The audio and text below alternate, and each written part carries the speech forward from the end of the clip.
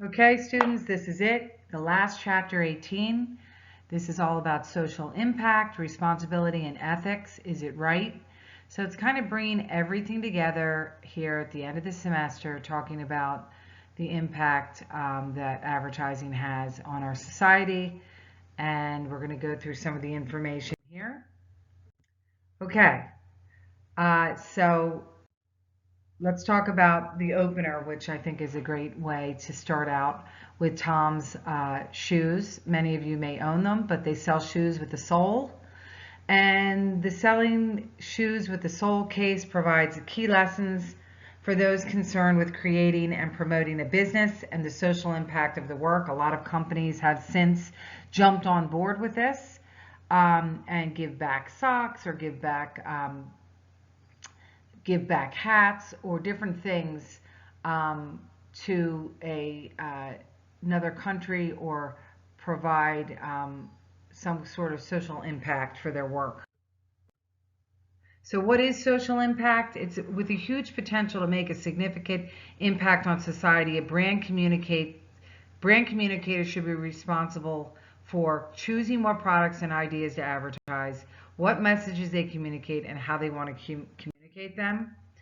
And the social impact behind a brand's communication, at its core, effective brand communication is about building brand integrity and trustworthiness, as we mentioned. Communicators want the recipients of their messages to feel positive about their brands. However, this must not come at the expense of doing what is right, both ethically and legally. Marketing communication, particularly advertising, draws criticism, as we know.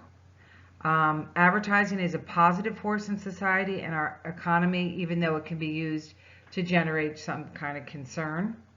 And public relations also plays a major role in the brand's demonstration of social responsibility.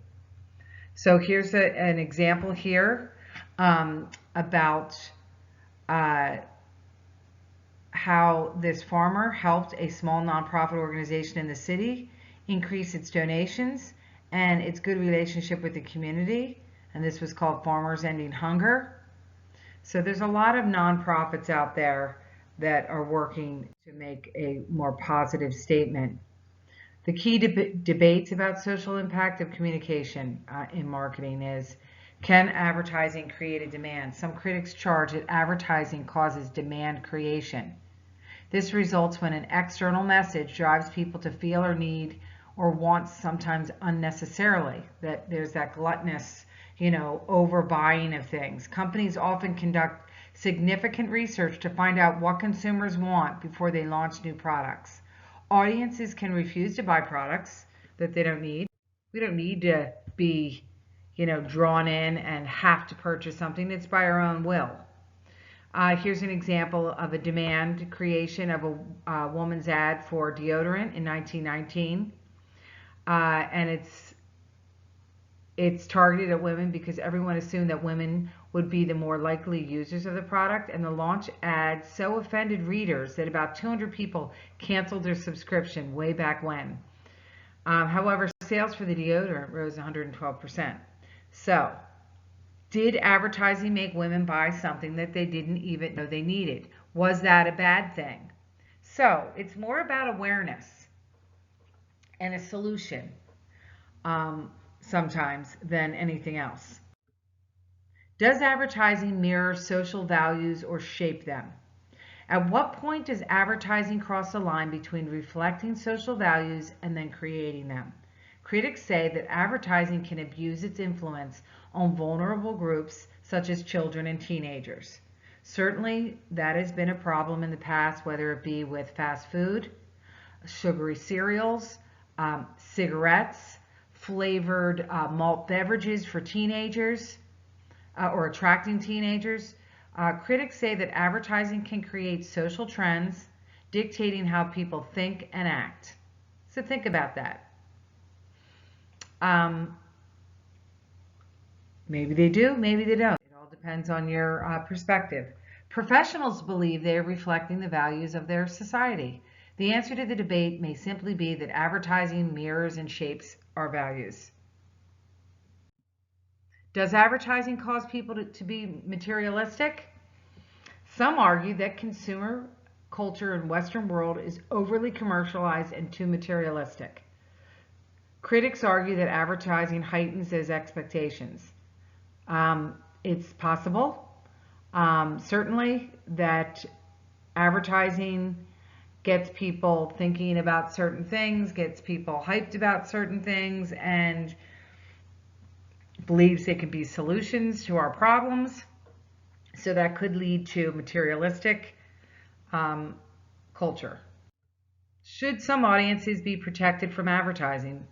Marketing to youth is controversial because children are seen as vulnerable. Some advertising now for certain foods cannot happen until a later time in the day when small children are not watching television, such as for soft drinks or candy. Marketing alcohol to black teens is an important issue because of the use of wrappers to promote malt liquors. So this is all these different things that add up to problems in our situation, in our society. Is advertising promoting this? Think about it. Diversity and stereotypes. A stereotype is a representation of a cultural group that emphasizes a trait or group of traits that may or may not communicate an accurate representation of the group. So does brand communication fairly or accurately portray people? So an example of this could be, parents in an ad, and the ad looks like it's an everyday situation.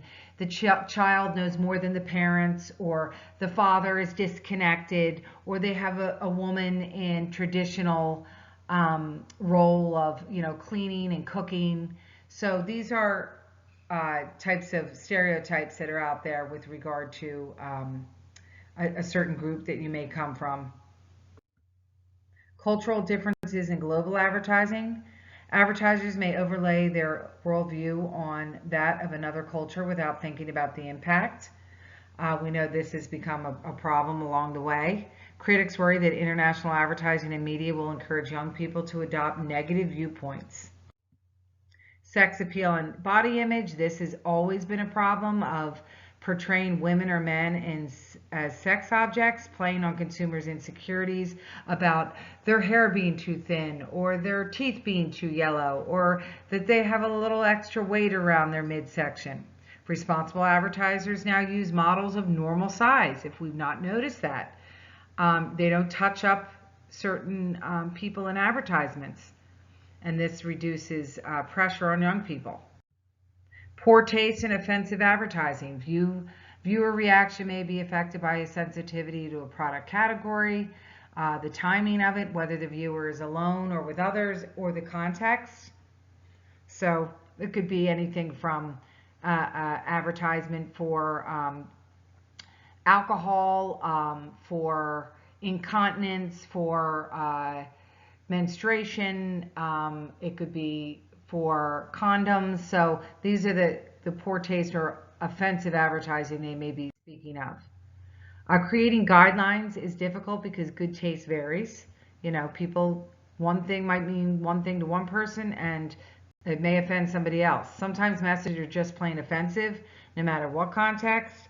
And what is considered offensive changes over time, as we know. People used to be very conservative, and things are evolving and changing. Is communication honest and transparent? More debates here on brand communication. Communicators need to understand what is not acceptable so that they can avoid unethical or even illegal behavior. In the drive to catch attention and motivate an audience to respond, advertisers sometimes, as we know, stretch the truth. They use things like all natural, homemade. False advertising is a type of misleading advertising, which is where that poor reputation comes from. This is also called puffery. Consumers have sometimes been targets of unfair, deceptive, or fraudulent practices, misleading claims of weight loss, or hiding certain costs within a price. This is all really misleading claims. That's why we have the Federal Trade Commission. They regulate unfair practices. And just so you know, I mentioned puffery before. So think of something like puffing up, making something bigger than it is. Advertising or other sales representations which praise the item to be sold with subjective opinions, superlatives or exaggerations vaguely and generally state no specific facts. That something is the best coffee in town, or using that as not as an opinion but as a fact. Comparative advertising is perfectly legitimate to compare a market's product favorably against a competitor. However, regulations govern the use of comparative advertising if it can be challenged or misleading. This does happen quite a bit. Research in support of competitive claims must be impeccable. So you must have that information available on your advertisement. Okay, logos help competitors stand out from the rest. Sometimes a company distinguishes itself from the competition visually with a slogan.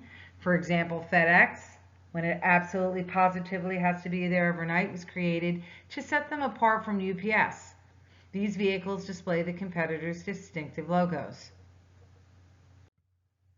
Endorsements and demonstrations, another kind of area that can be debated. A popular advertising strategy is to use a spokesperson. An endorsement or testimonial helps a customer believe that could be them, that they could be that individual. So a blogola or blogala refers to a company rep posing as a consumer or paying blogger to post an endorsement as a customer review. So endorsements and testimonials, a lot of times you'll see different car ads. There's one specifically out right now. Of course, I can't remember the name of it, but they say these are real customers, or real consumers of the product. Sometimes you'll see something that says, this is like this is not a real person. It's an actor portrayal. We need to know that. Because that person's being paid to say that. If it's a real testimonial, it has more credibility to us on the other end. Here's an example using Barack Obama. It's weatherproof. An apparel company stirred up controversy with its Times Square billboard showing President Obama wearing what looked to be like one of its jackets. Native advertising and branded content. Native advertising is similar to news, features, and entertainment and other items that surround it. An ethical problem arises if the consumer can't tell the difference. We talked about this before. I call this an advertorial. So if I'm reading a magazine or something, or you might be reading looking on a website or something online, all of a sudden you're reading something and they have to show you that this is a sponsored ad. So I read Forbes Daily Dozen, and the way that they get to promote this Daily Dozen is they need an advertiser. So the advertiser is a sponsor, but they're promoting something. So they have to let us know as a reader that I'm reading a sponsored piece of information here called native advertising, so that I'm understanding where this information is coming from, that they paid to be in that post. Fake news, examples of fake news, hoaxes, and propaganda. FTC has the authority to stop these deceptive practices, and we know that the 2016 presidential election stirred a lot of controversy with this, and there's a lot of critics and misleading stories.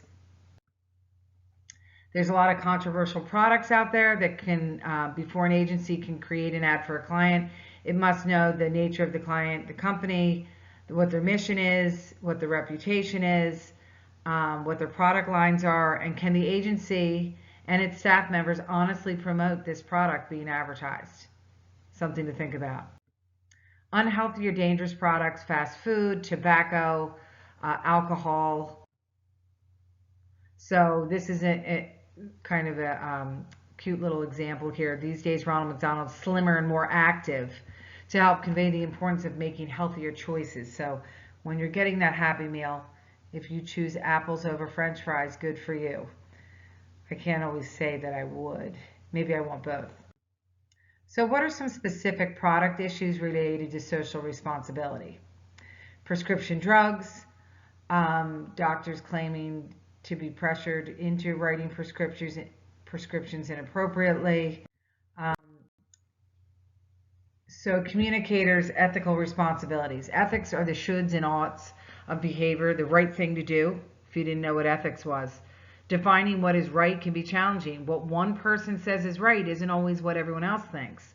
And so there's a moral framework for the right actions and are more the domain of religion and philosophy. So there's a moral system as a framework for our behavior.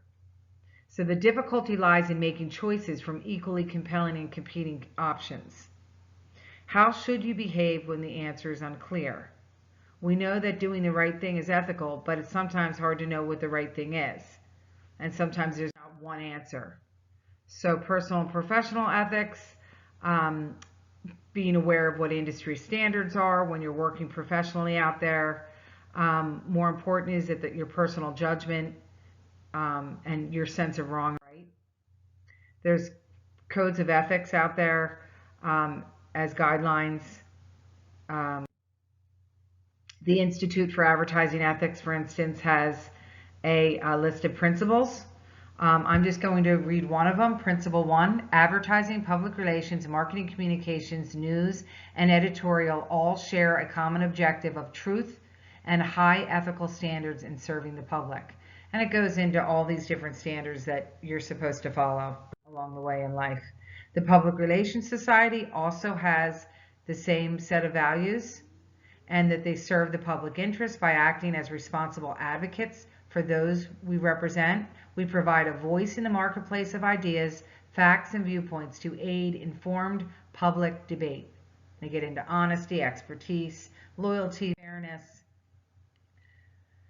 So this is just an example of international standards and codes. You can read about these, like Malaysia requires all ads be produced in their country.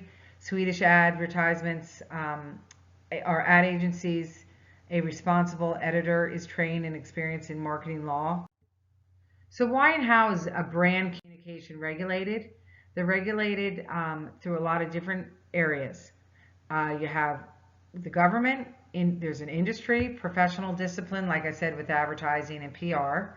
There's media, reviews, public community reviews, competitive complaints that are included in these regulations. Key advertising regulations, the Pure Food and Drug Act, FTC, Wheeler-Lee Amendment, and Lanham Act. So these are all for us as a consumer. And then we have more listed here for telemarketing, for the Federal Trade Commission, the Do Not Call Act. There's trademarks out there. So I think we all know what that means, that we get a brand or corporate symbol that you own as a seller. There's a registering through the trademark office provides exclusive use as long as it's for a specific product. Uniform resource locators or internet domain names, for instance, must be registered. So, you know, we've all watched enough Shark Tank to know, do you have a trademark? Do you have the things that you need to protect your product or service so that someone else just can't come along and steal it? Copyright, same. Gives the organization those exclusive rights to use or reproduce an ad or package design. There's copyright infringements. There's a Library of Congress that controls copyright protection. Brand communication and First Amendment. So the First Amendment protection extends to the commercial speech. The truthful speech is protected, not misleading or deceptive statements are allowed. I'm going to kind of go through this. A number of countries have enacted bans on things like tobacco. There's the FTC regulates deceptive or misleading advertising. They oversee advertising involving weight loss products, telemarketing, children, the elderly. The Food and Drug, same, oversees packaging and label, ingredients, things like that, the purity of the food or the safety of certain products we use. There's a watchdog for drug advertising, which is the FDA. Federal Communications Commission, the FCC, that regulates radio and TV. They can revoke licenses for deceptive messaging.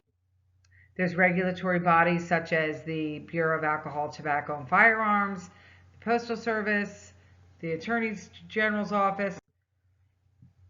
We talked about FTC and children's advertising, place ceilings on ads during TV programs. In 1996, all stations must air 3 hours per week of educational programming. Things like this have been changed up. Deceptive advertising, misleading us, making false claims. If current FTC policy contains 3 elements: misleading, which means you omit something; reasonableness, reasonable consumer; and injurious, must cause material injury. So this could be a problem if this information is not disclosed. Regulating substantiation. For claim substantiation, the advertiser should have a reasonable basis for making a claim about a product. Factors considered. All the pieces here are type and specificity of claim being made, the type of product, possible consequences, degree of reliance, type and accessibility of evidence, what substantiation is reasonable. So this always seems to be the problem. The weight loss claims here. This is for SlimFast. Remedies for deception and unfair advertising: cease and desist orders, corrective advertising, consumer redress, cancel a reform contract, refund money, take things right off the air. So a question for you: can the ad agency be held liable along with an advertiser? The answer: yes. When the agency is an active participant in preparing the ad and knows it is false or deceptive, that you're guilty. That's why the research has to be there. Media review of advertising. The media screens and rejects advertising that violates standards of truth and good taste. First Amendment gives any publisher the right to refuse to publish anything the company does not want to publish. There's self-regulation, where you can regulate yourself, and there's self-discipline to make sure that you're using the proper codes of ethics. Industry self-regulation, as we mentioned before, the Advertising National Ad Division, National Advertising Review Board. So these are industry self-regulations. So this is the process of rejecting or accepting an appeal. Consumer or group submitting a complaint go through this process, and there's a threat of passing the claim to the FTC. Usually cases are settled before that point. They reverse the decision, make a public notice that something has been taken off the market, things like that. Self-regulation by public and community groups. Local groups provide local businesses with advice concerning legal aspects of advertising. Consumer activist groups such as the Action for Children's Advertising, Public Citizen, Cultural Environment Movement, they're all in place to help us as consumers. So we're getting to the end here of all the chapters, and we're wrapping it up with Tom's. So just a little wrap up of a company that has, ethics and gives back and does what appears to be the right thing for our society. So their founder is Blake Mycoskie. He works to improve lives through the innovation and entrepreneurial spirit. He has given more than 60 million pairs of shoes to children since 2006. Tom's Eyewear launched in 2011 and has helped restore sight to more than 400,000 people in 13 countries. So Tom's Roasting Company has provided 335,000 weeks of safe water in 6 countries to support of sustainable water, and Mycoskie and his company are demonstrating how to do well by doing good. So important things to consider. I can do well by doing good for our society. I don't have to go against any of the ethics, the misleading advertising. That you can be good, and you need to keep your credibility about you and give back and have a positive reputation to be taken seriously and to build your brand. So that is it. Chapters 18 is completed, the textbook is completed, and you can use this information now as you are studying for your final quiz. Good luck.